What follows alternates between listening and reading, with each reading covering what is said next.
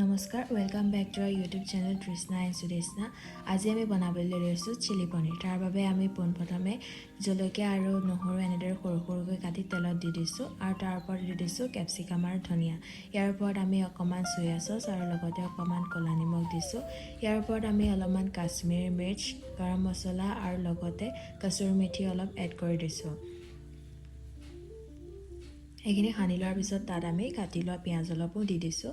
এতিয়া এটা বাটিত আমি 2 চামুচ কৰ্ণফ্ল'ৰ আৰু লগতে পানী মিলাই এইখিনি সেই গ্ৰেভিটোৰ ওপৰতে দি দিছোঁ। এতিয়া 2টা বিলাহী আমি এনেদৰে ভালকৈ কাটি লৈছোঁ আৰু এইখিনি মিক্সাৰত ধুনীয়াকৈ পিচি লৈছোঁ। এই পেষ্টটো আমি এতিয়া গ্ৰেভিটোৰ ওপৰতে দি দিম আৰু এইখিনি ভালদৰে সানি ল'ম। এতিয়া আমি পনীৰখিনিৰ ওপৰত 2 চামুচ কৰ্ণফ্ল'ৰ, আধা চামুচ ক'লা নিমখ আৰু লগতে আধা চামুচ কাশ্মীৰী মিৰ্চ আৰু অকণমান পানী এড কৰি এইখিনি ভালদৰে মিক্স কৰি লৈছোঁ আৰু এতিয়া এপিচ এপিচকৈ আমি পনীৰখিনি তেলত ফ্ৰাই কৰি ল'ম।